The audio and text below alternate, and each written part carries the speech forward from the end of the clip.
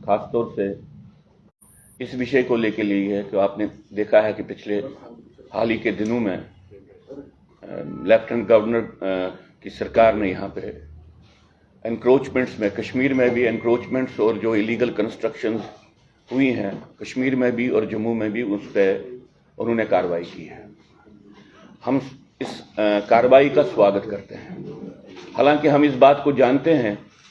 कि ये कार्रवाई कोर्ट के इंटरवेंशन के बाद हुई, लेकिन फिर भी इस कार्रवाई का जो हमको लगा प्रमुख इसकी क्वालिटी थी, ये एक टॉप मोस्ट पॉलिटिकल एचलॉन्स में जो टॉप मोस्ट ऐसे लीडर्स थे जिन्होंने गलत काम किए थे, उनकी प्रॉपर्टीज पे एनक्रोचमेंट हटाने या उनकी प्रॉपर्टीज को लेके सरकार ने कार्रवाई की, और जो उन्होंने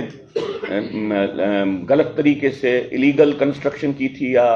जो लैंड कैप्चर्स किए थे वहां पे उनकी कार्रवाई हुई है। इसलिए ये पहली बार स्टेट यहाँ पे जम्मू कश्मीर में टॉप बॉटम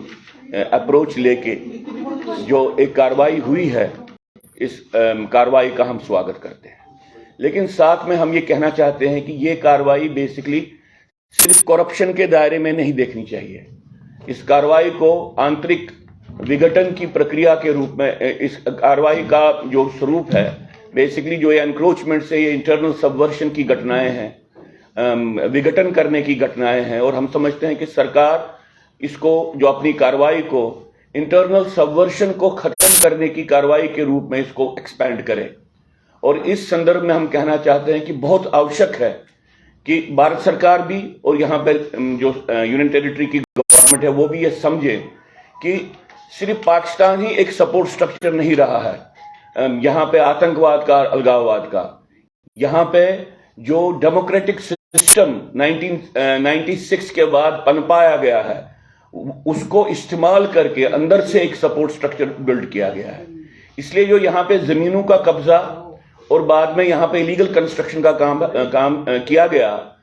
राजनीतिक दलों के तरफ से, तो वो बेसिकली इस राज्य के संसाधनों को इस्तेमाल करके एक सेपरेटिस्ट सपोर्ट स्ट्रक्चर आंतरिक बिल्ड करने की एक प्रक्रिया भी थी। इसलिए हम कहते हैं कि हाल ही के दिनों में जो भारत सरकार की तरफ से 1996 से ही यहाँ पे डेमोक्रेटिक पार्टी जिन्होंने हुकूमत की है, उनके रोल को लेके एक सिट का निर्माण किया जाए, स्पेशल इन्वेस्टिगेशन टीम बनाई जाए और देखा जाए कि हमारे डेमोक्रेटिक सिस्टम को अंदर से ही, खासतौर से नेशनल कॉन्फ्रेंस और पीडीपी की जब गवर्नमेंट्स थी उसके होते हुए किस तरह से यहाँ पे अलगाववाद को प्रोत्साहन मिला, आतंकवाद को प्रोत्साहन मिला, फंडामेंटलाइजेशन की प्रोसेस को प्रोत्साहन मिला। क्योंकि हम समझते हैं कि